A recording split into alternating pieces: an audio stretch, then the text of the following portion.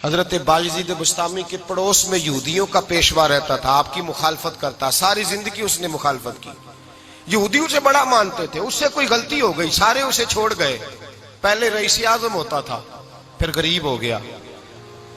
ایک دن حضرت باجزید بستامی گھر آئے تو بچے کے رونے کی آواز آئی، زوجہ سے پوچھنے لگے اس کا بچہ کیوں روتا ہے؟ تو کہنے لگی آپ کو پتہ ہے نا اب لوگ اسے چھوڑ گئے ہیں تو گھر میں دیا نہیں جلتا، بچہ چھوٹا ہے اندھیرے میں روتا ہے، رات گہری ہو گئی تو حضرت باجزید نے اپنے گھر سے دیا اٹھایا، اپنے گھر سے دروازے پہ دستک دی، وہ باہر آیا تو جناب باجزید کا انداز کیا ہے، اس نے مخالفت کی زندگی بھر، انداز کیا ہے، باہر آتے ہی نا آپ فوراً اس کو بولنے نہیں دیا، کہنے لگے او بھائی سن لے، میں پہلے بھی آ سکتا تھا، دیر سے اس لیے آیا ہوں کہ گلیاں سنسان ہو جائیں، لوگ سو جائیں، تجھے اور مجھے کوئی نہیں دیکھ رہا ہے کہ میں ہوں دوسرا تو ہے، اور تو مجھے اچھی طرح جانتا ہے باجزید وہ نہیں کہ جو نیکی کرے گا اور دنیا کو بتائے گا، میں تیرا راز بھی رکھوں گا، اور بچے تو معصوم ہوتے ہیں نا، فرمایا میرے بڑے ہو گئے تیرے چھوٹے ہیں، یہ پکڑ لے دیا گھر میں لے جا، اور میرا وعدہ ہے کسی کو ساری زندگی اس نے مخالفت کی۔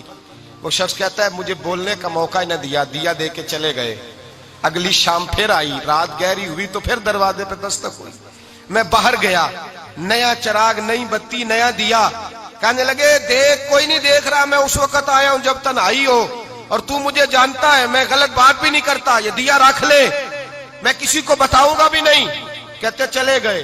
تیسرا دن آیا تو وہ یہودی کہتا ہے میرے صبر کا بندھن ٹوٹ گیا، میں ٹوٹ گیا، ان کی نیکی نے مجھے خرید لیا، ان کے معاف کرنے نے ان کی عزت میرے دل میری روح میں بڑھا دی۔ کہتے ہیں جب دروازے پہ دستک دی میں باہر آیا، انہوں نے دیا تھمایا، کہنے لگے دیکھ بھی کوئی نہیں رہا، اور تو مجھے جانتا ہے میں مصطفیٰ کا غلام ہوں، میں جھوٹ بھی نہیں بولتا، میں بتاؤں گا بھی نہیں، تیرا راز رکھوں گا۔ کہتے ہیں انہوں نے دیا تو اس یہودی پیشوا نے شور مچانا شروع کیا، کہنے لگا مسلمانوں باہر نکلو، یہودیوں باہر آؤ، عیسائیوں باہر آؤ، شور مچ گیا، لوگ چھتوں پہ چڑھ گئے، کیا ہوا؟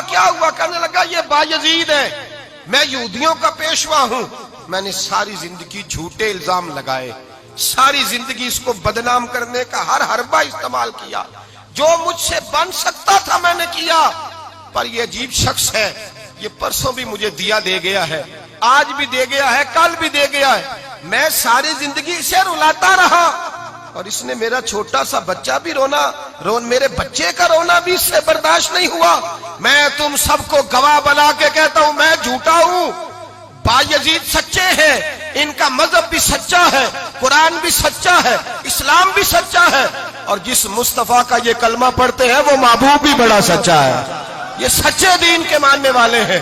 کہنے لگے میں تمہیں گواہ بنا کے مصطفیٰ کا کلمہ پڑھتا ہوں اور تمہیں بتاتا ہوں کہ آؤ سارے در رسول پہ جھک جائے۔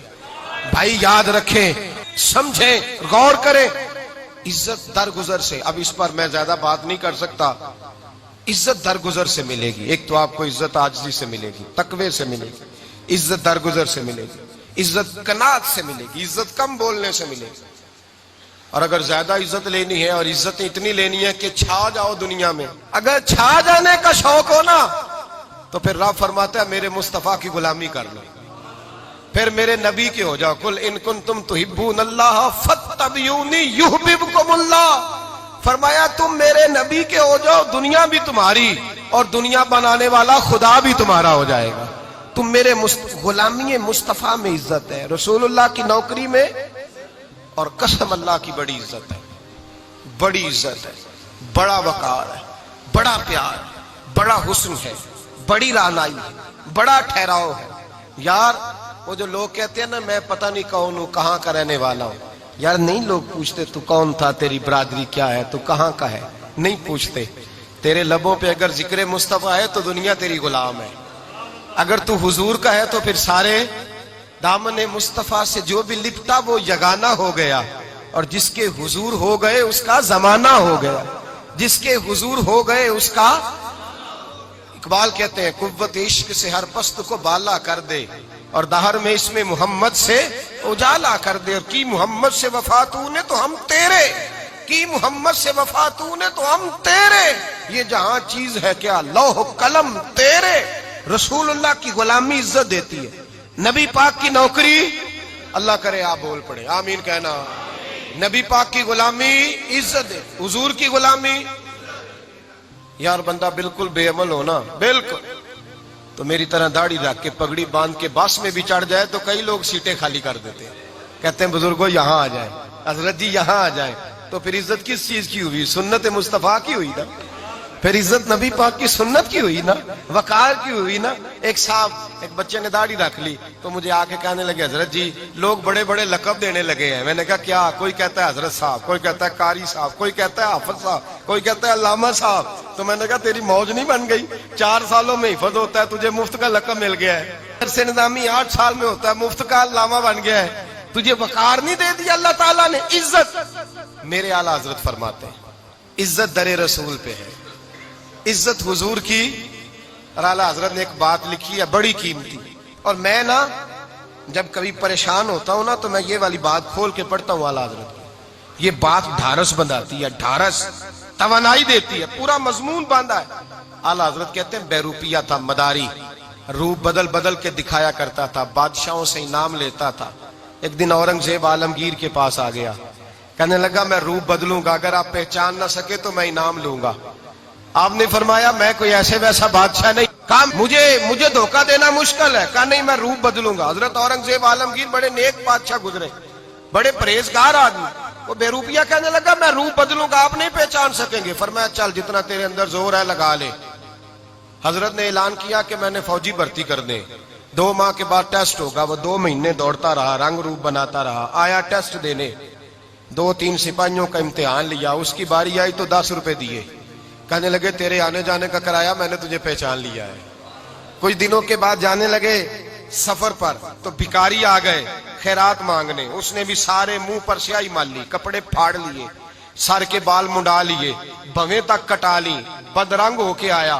کاسا آگے کیا تو حضرت نے 10 روپے ڈالے. کہنے لگے تیرے آنے جانے کا کرایہ میں نے پہچان لیا ہے. کچھ دن گزرے تو ٹیچر کی ضرورت تھی. اس نے مونچھیں بڑی کر لی، داڑھی نکلی لگا لی، سر پہ جنا کیپ پہن لی، ایک شیروانی لے لی اور ہاتھ میں چھڑی پکڑ کے آیا. کہنے لگا میں استاد ہوں، 2-4 بندوں کا امتحان لیا. اس کی باری آئی تو 5 روپے دیے، 10 روپے دیے. کہا تیرا کرایہ میں نے پہچان لیا. 2 سال گزر گئے. وہ جب بھی آتا حضرت پہچان لیتے. ایک دن سفر پہ جا رہے تھے، بہت بڑا لشکر تھا، جہاد کرنے جا رہے تھے اورنگزیب عالمگیر. تو دیکھا ایک پہاڑی ہے، پہاڑی پہ لوگ جا بھی رہے ہیں آ بھی رہے. اورنگزیب عالمگیر پوچھنے لگے یہاں کیا ہے؟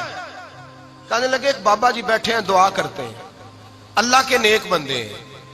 اورنگزیب کہنے لگے یار پرانے لوگ سارے ہی اللہ والوں کو مانتے ہیں، یہ بھی مصیبت آئی ہے جتنی نہیں آئی ہے، سارے لوگ ہی مانتے. کہنے لگے ذرا میں دعا نہ کرا لوں، اچھے کام جا رہا ہوں. اورنگزیب بادشاہ تھے، بادشاہ لوگ نازک مزاج ہوتے ہیں. گھوڑے سے اترے، بڑی مشکل سے پہاڑی پہ چڑھے، اوپر گئے تو لائن لگی ہے. بابا جی غار میں بیٹھے. کہنے لگے میں نے ملنا، میں اورنگزیب ہوں. انہوں نے کہا ہمارا بابا اس طرح کا پیر نہیں کہ امیر آئے تو رنگ اور ہو، غریب آئے تو اور ہو. یہاں اگر ملنا ہے تو لائن میں لگ جاؤ، سب ایک جیسے. اب لائن میں کھڑے ہو گئے. 50 آدمی آگے تھے. کہتے ہیں 51واں نمبر تھا. تھک گیا دھوپ میں کھڑا کھڑا. جب میں پہنچا غار کے دہانے تو میں نے بابا جی کے چہرے پہ نظر ڈالی تو بڑا نورانی چہرہ، بڑی خوبصورت لب و لہجہ. میں نے کہا میرے جیسا آدمی بھی پگڑی باندھ لے تو اچھا لگنے لگ جاتا ہے، بڑا خوبصورت انداز. کہتے ہیں میں ان کے پاس اتحیات کی حالت میں بیٹھ گیا. میں نے کہا حضور میں جا رہا ہوں جہاد کرنے، دعا کرنا. بزرگوں نے ہاتھ اٹھائے، اللہ اس کی مدد فرما، دین کو غلبہ عطا فرما، اسے دین کا سچا پکا سپاہی بنا. پھر تھپکی دی، 2-4 نصیحتیں بھی کر ڈالی. دیکھنا ظلم نہ کرنا، زیادتی نہ کرنا، جب تو جیت فخر نہ کرنا، غرور نہ کرنا. نصیحتیں بھی کر دی. کہتے ہیں اب جب میں اٹھا تو 2-4 دینار بطور نذرانہ مسلح کے نیچے رکھے، اور الٹے قدم جب میں غار سے اترا انہوں نے رومال جھاڑا اور اٹھ کے کھڑے ہو گئے. کہنے لگے آج نہیں تو نے پہچانا، آج نہیں تو نے پہچانا، میرا ہی نام بنتا ہے، آج نہیں پہچانا، لا پیسے. اورنگزیب کہنے لگا یار تو نے حد کر دی، کہاں چڑھا کہاں کھڑا رہا، دھوپ میں تھک گیا، کمال کر دی بھائی تو نے. بتا تو کیا لے گا اب؟ تو دیکھ جلدی بتا، وہ کتنے لوگ پیچھے دھوپ میں کھڑے ہیں، لشکر سارا کھڑا ہے، کیا لے گا؟ اس نے کہا سب سے قیمتی ہیرے وہ ہیں جو تیرے سر کے تاج میں لگے ہوئے ہیں، مجھے تیرا تاج چاہیے. وہ بھائیو سننا اور یاد رکھنا، میرے اعلیٰ حضرت کہتے ہیں بادشاہ نے سر کے اوپر سے تاج اتارا، بہروپیے کے قدموں میں رکھا اور کہنے لگے یہ لے.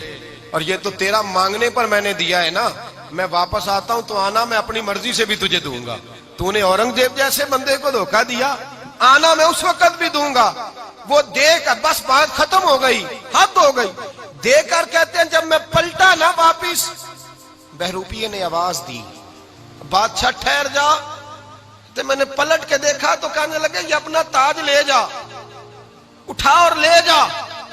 میں نے کہا 2 سال بیت گئے تجھے محنت کرتے، آج قابو آیا تو لے جاؤں. کہنے لگا لے جا، مسئلہ سمجھ میں آ گیا. میں نے کہا مجھے بھی تو سمجھانا.